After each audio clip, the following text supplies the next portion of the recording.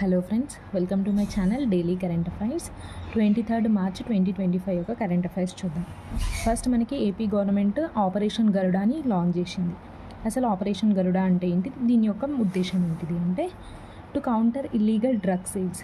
ఎవరైతే ఇల్లీగల్గా drugs అమ్ముతారో so వాటిని అడ్డుకట్ట వేయడానికి ఆపరేషన్ గరుడాని ఏపీ గవర్నమెంట్ లాంచ్ చేసింది. నెక్స్ట్ మనకి F-47 ఫైటర్ జెట్స్ అనమాట. దీన్ని మనకి USA డెవలప్ చేసింది, కాకపోతే కాంట్రాక్ట్ మాత్రం బోయింగ్ కంపెనీకి ఇచ్చింది అనమాట. F-47 ఫైటర్ జెట్స్ ఏ దేశానివి గుర్తుపెట్టుకుంటే చాలు, USAకి సంబంధించినవి.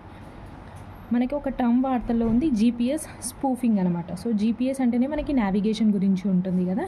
GPS స్పూఫింగ్ అంటే ఏంటి అంటే ఇది మనకి రాంగ్ సిగ్నల్స్ని ప్రొవైడ్ చేస్తుంది అనమాట. GPS స్పూఫింగ్ అంటే గివ్స్ రాంగ్ సిగ్నల్స్ అనమాట. మనకి క్వాడ్ ఇనిషియేటివ్ తెలుసు, ఇప్పుడు స్క్వాడ్ ఇనిషియేటివ్ అనమాట. స్క్వాడ్ ఇనిషియేటివ్ని ఎవరు ప్రపోజ్ చేశారు అంటే USA చేసింది. ఇందులో కంట్రీస్ కనుక చూసుకున్నట్టయితే USA, జపాన్, ఆస్ట్రేలియా, ఫిలిప్పీన్స్ అనమాట. సో ఇందులో మన ఇండియా కూడా జాయిన్ అయింది అనమాట. సో స్క్వాడ్ ఇనిషియేటివ్ అసలు దేనికి ఉద్దేశించింది అంటే టు కౌంటర్ చైనా. సో మనకి చైనా వేసే ఎత్తుగడలు ఏవైతే చర్యలు ఉంటాయి కదా వాటిని అడ్డుకట్ట వేయడానికి స్క్వాడ్ ఇనిషియేటివ్ని USA తీసుకొచ్చింది అనమాట. ఇప్పుడు మన ఇండియా కూడా జాయిన్ అయింది. నెక్స్ట్ మనకి ఏపీ ఫారెస్ట్ అకాడమీకి అప్రూవల్ అనేది వచ్చింది సెంట్రల్ గవర్నమెంట్ నుంచి. సో మన ఆంధ్రప్రదేశ్ ఫారెస్ట్ అకాడమీకి అప్రూవల్ వచ్చింది. ఎక్కడ పెట్టబోతున్నారు అనేది ఇంపార్టెంట్. సో మనకి ఈస్ట్ గోదావరి డిస్టిక్లోని దివెంచెరు ప్రాంతంలో ఏపీ ఫారెస్ట్ అకాడమీని ఎస్టాబ్లిష్ చేయబోతున్నారు. నెక్స్ట్ మనకి కేరళ. సో మనకి Kerala becomes first state to bring commission on senior citizens. So మనకి వృద్ధులపై కమిషన్ని తీసుకొచ్చిన ఫస్ట్ స్టేట్గా మనకి కేరళ వార్తల్లో ఉంది. సో వృద్ధుల సంక్షేమం కోసం ఈ కమిషన్ అనేది కేరళ గవర్నమెంట్ తీసుకొచ్చింది అనమాట. సో మనకి ఇప్పుడు national commission for minorities, women ఎట్లాగైతే ఉంటుందో ఇప్పుడు సీనియర్ సిటిజన్స్కి కూడా ఒక కమిషన్ అనమాట. అది స్టేట్ వైజ్గా ఫస్ట్ స్టేట్గా కేరళ అనమాట. సో దీని ద్వారా ఏంటి అంటే మనకి వృద్ధులకి కరెక్ట్గా వాళ్ళకి అందే స్కీమ్స్ అందుతున్నాయా లేదా అని ఒక చూడ్డానికి అనమాట. నెక్స్ట్ మనకి IIT గౌహతి. సో అస్సాంలో ఉన్న IIT గౌహతి పనీటెంగా పిక్కిల్లో గుడ్ బ్యాక్టీరియాని కనుగొంది అనమాట. సో అస్సాంకి చెందిన ఒక పిక్కిల్ పనీటెంగా పచ్చడి అనమాట. ఇందులో గుడ్ బ్యాక్టీరియా ఉంది అని IIT గౌహతి శాస్త్రవేత్తలు కనుగొన్నారనమాట. సో ఆ బ్యాక్టీరియా పేరేంటి అంటే బ్యాసిల్లస్ సబ్టిలిస్ SMP2 అనమాట. Bacillus subtilis SMP2. నెక్స్ట్ మనకి సమర్థ్ ఇంక్యుబేషన్ ప్రోగ్రామ్ అనమాట. సమర్థ్ ఇంక్యుబేషన్ ప్రోగ్రామ్ అనేది సో మనకి స్టార్టప్స్కి సంబంధించింది. దీనికోసం అప్లికేషన్స్ని కూడా ఇన్వైట్ చేస్తుంది ఇప్పుడు ప్రజెంట్ అయితే. నెక్స్ట్ మనకి 23rd Marchని మనము షాహిద్ దివాస్గా జరుపుకుంటాం. సో మనకి ఇండియన్ హిస్టరీ చదివిన ప్రతి ఒక్కరికి షాహిద్ దివాస్ అంటే తెలుస్తుంది. సో 23rd Marchని మనం షాహిద్ దివాస్ లేదా మార్టియర్స్ డే అని కూడా అంటారు. అసలు ఎందుకు జరుపుకుంటాము అంటే commemorating the sacrifice of Bhagat Singh, Sukhdev and Rajguru. So వీళ్ళని లాహోర్ జైల్లో హ్యాంగ్ చేస్తారనమాట, ఉరిదీస్తారు. ఎందుకు అంటే జాన్ శాండర్స్ని హత్య చేస్తారు భగత్ సింగ్ గారు. జాన్ శాండర్స్ అనే బ్రిటిష్ పోలీస్ని హత్య చేస్తారు. సో దానికి వ్యతిరేకంగానే భగత్ సింగ్, సుఖ్దేవ్, రాజ్గురు గారిని లాహోర్ జైల్లో 1931 March 23rd రోజు హ్యాంగ్ చేయబడతారనమాట. ఆ రోజే మనం షాహిద్ దివాస్ లేదా మార్టియర్స్ డేగా జరుపుకుంటున్నాం. సో మనకి భగత్ సింగ్ గారు ఇచ్చిన పాపులర్ స్లోగన్ ఏంటిది, ఇంక్విలాబ్ జిందాబాద్. ఇంకా భగత్ సింగ్ గారు రాసిన బుక్ వై యామ్ అన్ అథిస్ట్ అనమాట, ఇంపార్టెంట్. నెక్స్ట్ మనకి జ్ఞాన్పీఠ్ అవార్డు వార్తలు ఉంది. 59th జ్ఞాన్పీఠ్ రిసిప్టెంట్గా మనకి వినోద్ కుమార్ శుక్లా గారు ఉన్నారనమాట. 59th Jnanpith award winner Vinod Kumar Shukla గారు హిందీ రైటర్ అనమాట. సో 2024కి సంబంధించిన జ్ఞాన్పీఠ్ అవార్డు 2025లో వార్తల్లో ఉంది. సో మనకి అతను రాసిన బుక్ కనుక చూసుకున్నట్టయితే a story teller of hope and light Jnanpith award 59th Vinod Kumar Shukla garu. So మనకి జ్ఞాన్పీఠ్ అవార్డు 1961లో స్టార్ట్ చేశారు, కాకపోతే అవార్డ్స్ ఇవ్వడం మాత్రం 1965లో స్టార్ట్ అయింది. ఇందులో మనకి 11 lakhs ప్రైజ్ మనీ ఇస్తారు. ఇంకొకటి మనకి గాడ్నెస్ వాగ్దేవి అమ్మవారి యొక్క బ్రాంజ్ స్టాచ్యూని కూడా బహుమతిగా ఇస్తారన్నమాట. So important. మనకి 58th జ్ఞాన్పీఠ్ అవార్డు సో మనకి 2024లో వార్తల్లో ఉంది, 2023కి సంబంధించింది. ఎవరెవరు 58th జ్ఞాన్పీఠ్ అవార్డు విన్నర్స్? జగద్గురు రామభద్రాచార్య సాంస్క్రిట్, ఇంకా మనకి ఉర్దూ స్కాలర్ అయిన గుల్జర్ గారు. సో ఇద్దరికి 58th జ్ఞాన్పీఠ్ అవార్డు 2024లో వచ్చింది, 2023కి సంబంధించింది. సో 58th 59th గుర్తుపెట్టుకుందాం. సో 1961లో స్టార్ట్ అయింది, కానీ ఆ అవార్డ్స్ ఇవ్వడం మాత్రం 1965 నుంచి ఇస్తున్నారు. నెక్స్ట్ మనకి ఐపీఎల్ చూసాం కదా, ఐపీఎల్ ఎడిషన్ 18th ఎడిషన్ అనేది స్టార్ట్ అయింది. ఐపీఎల్ మనకి 2008లో ఐపీఎల్ స్టార్ట్ అయింది. సో ఈసారి 18th ఎడిషన్ అనమాట. 22 నుంచి 25 మే వరకు జరుగుతుంది. 10 టీమ్స్ పార్టిసిపేట్ చేస్తున్నాయి, 74 మ్యాచెస్ ఆడతారు. సో ఇందులో ఓపెనింగ్ సెరమనీ అనేది కోల్కతాలో జరిగింది, ఎడెన్ గార్డెన్స్లో. సో మనకి Kolkata night riders versus RCB match కదా ఓపెనింగ్ సెరమనీది. నెక్స్ట్ మనకి ఇది చూసాం కదా మనం, రుషికొండ బీచ్కి ఒక 10 days బ్యాక్ అట్లా అనుకుంటా, రుషికొండ బీచ్కి బ్లూ ఫ్లాగ్ సర్టిఫికేషన్ అనేది తాత్కాలికంగా రద్దు చేశారు. సో ఇప్పుడు దాన్ని మళ్ళీ పునరుద్ధరించారనమాట. సో మళ్ళీ బ్లూ ఫ్లాగ్ సర్టిఫికేషన్ అనేది రుషికొండ బీచ్కి పునరుద్ధరించారు. సో గ్యాలక్సీలో ఆక్సిజన్ని కనుగొన్నారు సైంటిస్ట్. సో వన్ లైనర్గా గుర్తుపెట్టుకుంటే చాలు. సో ఇది చాలా రోజుల నుంచి వార్తల్లో ఉంది, కాకపోతే ఈరోజు సండే అని చెప్పేసి నేను కొంచెం దానిపైన ఎక్కువ స్టార్టింగ్ చూసుకుందామని రాసుకోలేదు, ఈరోజు రాసుకున్నాను. Miss world 2025. సో ఇది 72nd ఎడిషన్ ఇప్పుడు జరుగుతుంది. సో దీని హోస్ట్ మన తెలంగాణ, హైదరాబాద్. సో ఇందులో 12 లొకేషన్స్లో మనకి ఈ మిస్ వరల్డ్ కాంపిటీషన్స్ అనేవి జరుగుతాయన్నమాట. ఎప్పటి నుంచి ఎప్పటి వరకు జరుగుతుంది అంటే May 7th నుంచి 31st వరకు మిస్ వరల్డ్ పోటీలు అనేవి మన తెలంగాణలో జరుగుతున్నాయి. చాలా ఇంపార్టెంట్. సో ఇందులో 140 కంట్రీస్కి చెందిన పార్టిసిపెంట్స్ పార్టిసిపేట్ చేస్తారు. May 10th రోజు ఓపెనింగ్ సెరమనీ జరిగింది గచ్చిబౌలి స్టేడియంలో. సో దీనికి చీఫ్ గెస్ట్గా ఎవరు వచ్చారు అంటే మనకి Krystyna Pyszkova. So 71st Miss World winner అనమాట క్రిస్టినా పెజికోవా, చెక్ రిపబ్లిక్ చెందిన పర్సన్. సో అసలు హిస్టరీ చూద్దాం. సో స్టాటిక్ పాయింట్ చూద్దాం. ఇండియా ఎన్నిసార్లు మిస్ వరల్డ్ని హోస్ట్ చేసింది అంటే 3 times. సో ఇప్పటితో కలిపి 3rd time అనమాట.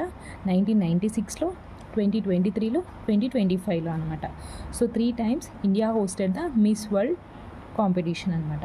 అసలు మిస్ వరల్డ్ ఎప్పుడు స్టార్ట్ అయింది?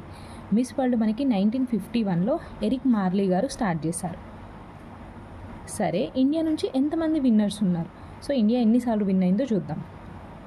ఫస్ట్ మనకి రైతా ఫరియా గారు 1966లో, ఐశ్వర్య రాయ్ 1994, డియానా హైందీన్ 1997, యుక్తాముఖి 1999, ప్రియాంక చోప్రా 2000, మనుషి చిల్లర్ 2017. వీళ్ళు మన ఇండియా నుంచి విన్నర్ అయిన మిస్ వరల్డ్ కాంపిటీషన్లో విన్ అయిన పర్సన్స్ అనమాట. 6 times ఇండియా విన్ అయింది, 3 times హోస్ట్ చేసింది. సో ఈసారి ఎవరు విన్ అవుతారో మేలో చూసుకుందాం. ఇంకా నెక్స్ట్ మనకి ఖేలో ఇండియా పారా గేమ్స్ అనేవి న్యూఢిల్లీలో జరుగుతున్నాయి. మస్కోట్ ఉజ్వల కదా. సో అక్కడ మన తెలంగాణకి చెందిన ప్లేయర్ పారా అథ్లెటిక్ ఇంకా బ్రాంజ్ మెడల్ని కూడా తీసుకొచ్చింది మొన్న పారా ఒలింపిక్స్లో. సో దీప్తి జీవాంజీ గారు 400 meters రన్నింగ్లో గోల్డ్ని గెలుచుకున్నారు. దీప్తి జీవాంజీ గారు 400 meters రన్నింగ్లో గోల్డ్ని తీసుకొచ్చారు తెలంగాణకి. నెక్స్ట్ మనకి ఇండియాస్ ఫస్ట్ ఫ్రోజన్ జూ అనమాట. India's first frozen zoo Darjeeling, west బెంగాల్లో దీన్ని పెడుతున్నారు, పద్మజా నాయుడు జువాలజికల్ పార్క్లో. సో మనకి సో జీవాలను రక్షించేందుకు 2 methods ఉంటాయి. ఒకటి ఇన్సిటు కన్జర్వేషన్, ఒకటి ఎక్సిటు కన్జర్వేషన్. సో ఇది ఫ్రోజన్ జూ అనేది ఏంటంటే ఎక్సిటు కన్జర్వేషన్ అనమాట. అంటే ఒక ఆర్టిఫిషియల్గా మనమే క్రియేట్ చేసి అక్కడ ప్రొటెక్ట్ చేయడం. ఇన్సిటు అంటే ఏంటి అంటే న్యాచురల్గా జీవాలను ప్రొటెక్ట్ చేయడం, లైక్ ఫారెస్ట్లోనే ప్రొటెక్ట్ చేయడం, అది అనమాట. సో ఇప్పుడు ఇండియాస్ ఫస్ట్ ఫ్రోజన్ జూ అనేది డార్జిలింగ్లో, వెస్ట్ బెంగాల్లో పెడుతున్నారు, పద్మజా నాయుడు జువాలజికల్ పార్క్. ఎవరి సహకారంతో అంటే మన హైదరాబాద్కి చెందిన CCMB, సెల్లర్ ఫర్ మైక్లర్ బయాలజీ ఉంటుంది కదా, దాని సహకారంతో ఫస్ట్ ఫ్రోజన్ జూ అనేది ఎస్టాబ్లిష్ చేస్తున్నారు. నెక్స్ట్ మనకి ఫైర్సాట్ శాటిలైట్ అనమాట. గూగుల్ లాంచ్ చేసింది ఫైర్సాట్ శాటిలైట్ని. సో దీని యొక్క మెయిన్ ఎయిమ్ ఏంటి అంటే టు డిటెక్ట్ వైల్డ్ ఫైర్స్ అనమాట. సో కార్చిచ్చులు, ఫారెస్ట్ ఫైర్స్ ఉంటాయి కదా.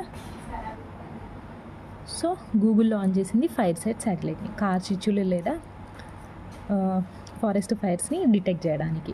సో దీన్ని అసలు ఎవరు డెవలప్ చేశారు ఫైర్సాట్ శాటిలైట్ని అంటే మ్యూఆన్ స్పేస్ వాళ్ళు, కాలిఫోర్నియాకి సంబంధించిన వాళ్ళు. Muon space of California developed FireSat satellite అనమాట.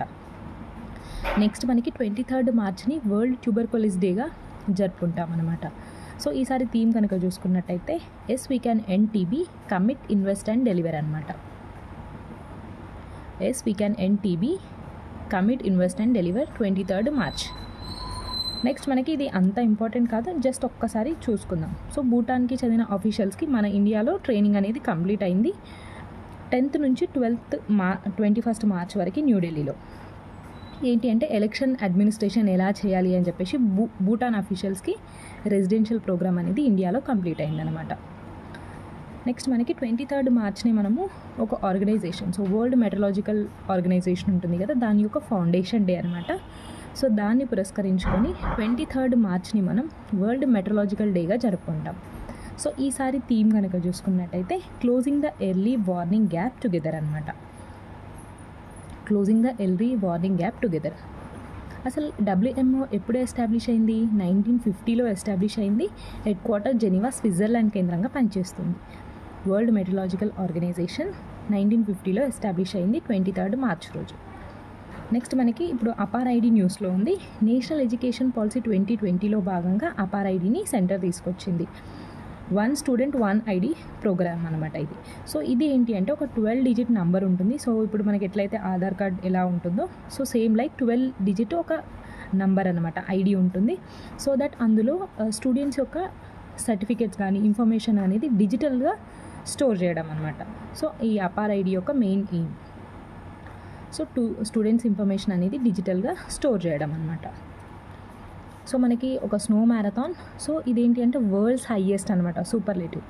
వరల్డ్స్ హైయెస్ట్ స్నో మ్యారథాన్ మన హిమాచల్ ప్రదేశ్లో. సో ఆ మ్యారథాన్ ఏంటి అంటే snow marathon Lahaul. Snow marathon Lahaul అనేది హిమాచల్ ప్రదేశ్లో జరుగుతుంది, 4th ఎడిషన్. ఇదేంటి అంటే దీనికి ఉన్న స్పెషాలిటీ ఏంటి అంటే 11,000 feet ఆల్టిట్యూడ్ నుంచి ఈ మ్యారథాన్ అనేది జరుగుతుంది అనమాట. సో మన తెలంగాణకి సంబంధించి సింగరేణికి 2 అవార్డ్స్ వచ్చాయి, ఏందో చూద్దాం.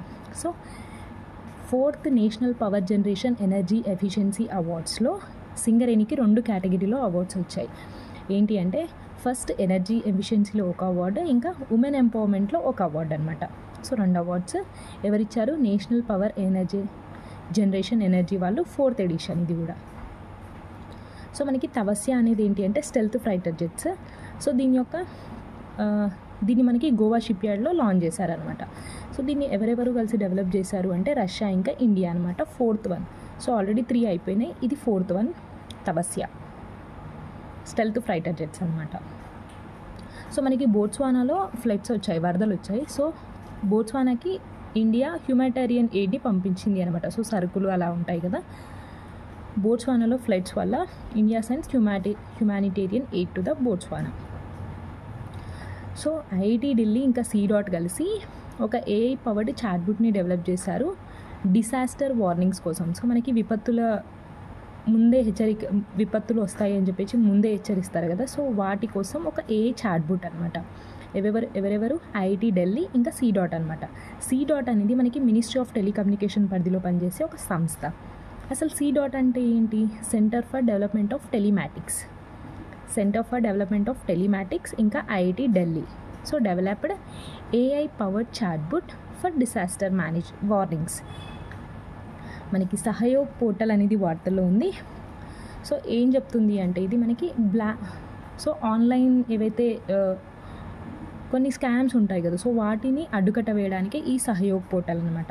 So central and state governments are issuing orders to block illegal activities through this Sahyog portal అనమాట.